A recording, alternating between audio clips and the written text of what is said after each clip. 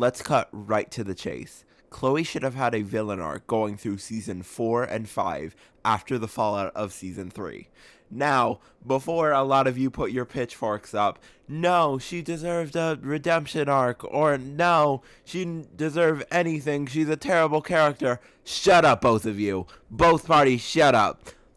Let me explain myself. So, for context, in the Queen's Battle two-parter, Chloe gets the Be Miraculous, reveals her secret identity almost immediately, and then Ladybug takes it back. Maledictator. Chloe gets the Be Miraculous back because Ladybug / Marinette can see that she is changing for the better. Hero's Day two-parter, she gets it back and helps the team. Miraculous. After the aftermath of Chloe revealing her identity, Ladybug says that it's not good for her to have the Miraculous, so she takes it back, presumably at that time permanently, Chloe not believing her, saying she'll always be Queen Bee. Ian Akari goes in, Kagami's identity gets revealed to Gabriel. Then, in the Battle of the Miraculous two-parter, Hawkmoth akumatizes Chloe's parents so that he can use her for his evil plan or whatever. She then finds out the identities of Reina Rouge, Carapace, King Monkey, Pegasus, Ryuko. I don't think there's anybody else. I think that's it. Oh, also Viperion. Figures out those identities, so she knows those. Gang of Secrets. Marinette lets Alia use the Fox Miraculous even after her identity was revealed to Gabriel and Chloe. Soul Crusher.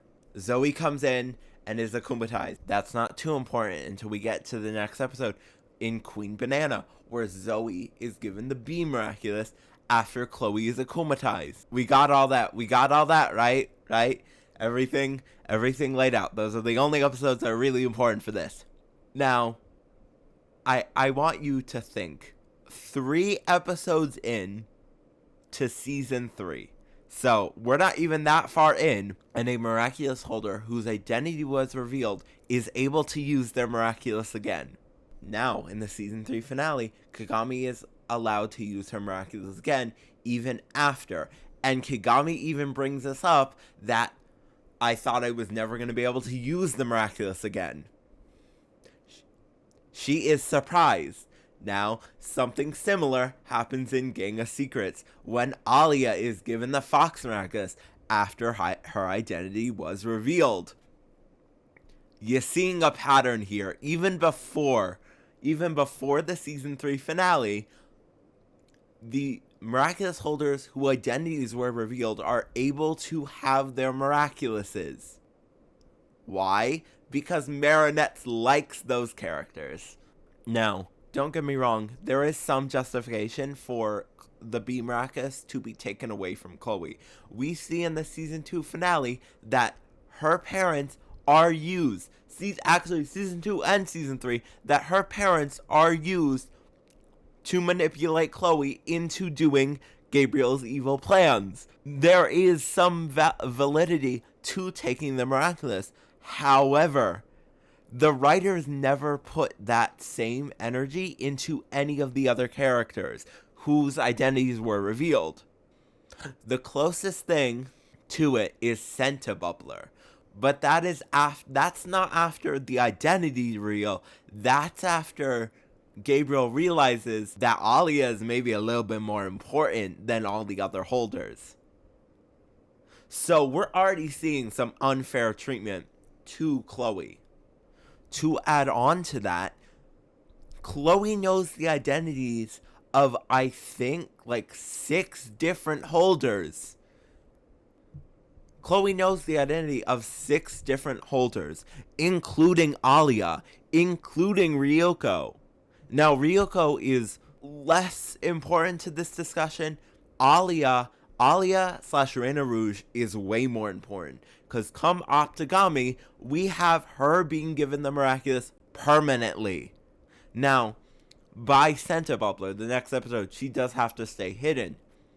However, it's still very telling that Marinette takes away the Miraculous from one holder whose identity got revealed, but doesn't for the other. Now, you can make the case that the difference between the two is that Chloe intentionally revealed her identity out of like anger, while Alia was forced to. But that still doesn't negate the point that Marinette gave Alia the Miraculous permanently. Now, I didn't process this next point. However, Kalimara brought up a beautiful point in Chloe's rewrite video a while back, that Chloe's upset because she can't save her parents. In the season 3 finale, she's trying to help because her parents were the one who were akumatized. And instead, Marinette goes for Ryuko. You want to remember why she went for Ryuko? Because she was jealous that Kagami was spending time with Adrian. So, by the beginning of season 4, we already have holders whose identities were revealed already getting the Miraculous back. Then we get to Soul Crusher and Queen Banana. Now, talks about how Zoe was very blatantly the Queen Bee replacement all over the internet. So that's not what I'm going to discuss. What I will discuss is the fact that Zoe had basically just arrived to Paris. I'd say maybe at the most a week, 2 weeks before Queen Banana. That's what it seems like. Marinette is already buddy-buddy with Zoe. And maybe a week, at most a month, although it was definitely not a month between Soul Crusher and Queen Banana. Zoe is given the Bee Miraculous. Now, some of you might be saying, what about Derision? We all know Derision was not planned. It was crammed into season 5. It was not planned out before. We'll get to her villain arc in season 5, because there's a lot of issues with it. So, by Queen Banana, which is like the 8th episode of season 4, Chloe already knows that holders are getting their Miraculous back even after their identities were revealed, and her Miraculous is being given to someone else. Now, obviously, by Queen Banana, Chloe does not know that Zoe is Vesperia. But it still got a sting, no pun intended, that someone else is using your Miraculous, or the Miraculous that you perceived as yours. If we want to go further, throughout the entire season, you could probably go through the entirety of season 4 and just look through all the temp hero appearances, because I'm pretty sure all of them have at least one hero whose identity was revealed in the season 3 finale. You can all see why I say that Chloe deserved a villain arc, a proper one. The Miraculous that you perceived as yours is given to someone else. You know 6 of the heroes' identities, and you are probably constantly seeing on the news that they are being used, even after their identities were revealed. I don't blame Chloe for teaming with Hawkmoth in the season 3 finale. There should have been more there. Now, if you want a whole rewrite on how I would do Chloe, if this video does well, I will do an entire rewrite on how I would do Chloe, but also probably the entire series, because there is a lot of writing problems with this entire series. Now, something that surprises me is the fact that Thomas, writing the show, didn't give her a villain arc. That's what confuses me, until I realized if you make her a major villain, you have to make her sympathetic.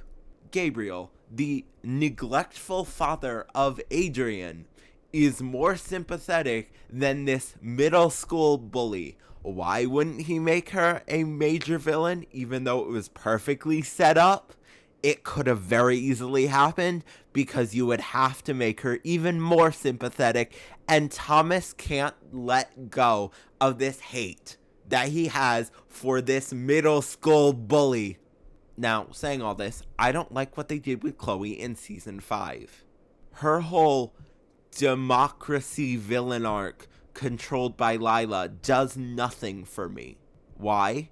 Because if there was something with her being a major villain in season 4, it would have been motivated by the changes in the show. It would have been motivated by Marinette's character. But the villain arc in season 5, the mini villain arc that she has, is not caused by changes in the show. They are caused by the character traits that Chloe has always had. Chloe's villain arc is caused by her want for power, for her want for control. Stuff that she has had since season 1. And even so, I can't even see season 1 Chloe struggling to say the word democracy. Like, everyone talks about how, like, season 4 was already a downgrade from what we had, but I think season 5 was an even more downgrade. 'Cause how do you make her dumb? Like, she wasn't a smart character. She wasn't a smart character before, but she is dumbed down to a point that I cannot believe. Like, season 1 and 2, she's just petty. She is petty, and she just wants to make people's lives bad. Season 5, Chloe needs to go back to first grade. 'Cause why can you not say the word democracy? And it's not like a speech impediment thing. No, it's that she's so dumb that she doesn't know what democracy is. They somehow dumbed her down more and made her character more pointless. The problem in whole with Chloe is she has no purpose as a bully character, because by season 5, by season 5, Marinette has basically outgrown Chloe. And here's the problem. Even if she comes back next season and they do a redemption arc with her, it's not going to feel satisfying. And even if she comes back next season, and she starts to change for the better, the changes that were done to Chloe and her character in season 4 and 5 have completely destroyed any, like, satisfaction of her becoming a better person. If she had an arc in season 4 and 5 about how showing the entire city of Paris how hypocritical Ladybug is, and the way she starts to redeem herself again is intertwined with Marinette realizing how hypocritical she has been, and they're both changing, then that would be satisfying. But here, it's not. I don't think she deserved a redemption arc in season 4 and onward. And I also don't think that her character was ruined in the season 3 finale, because there was potential.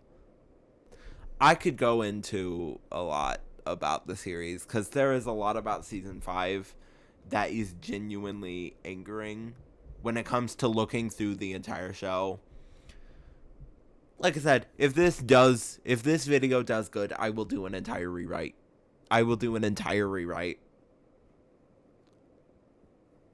But that is not this video. This video is talking about Chloe and how she was fucking deserted by the writers. Probably mostly Thomas.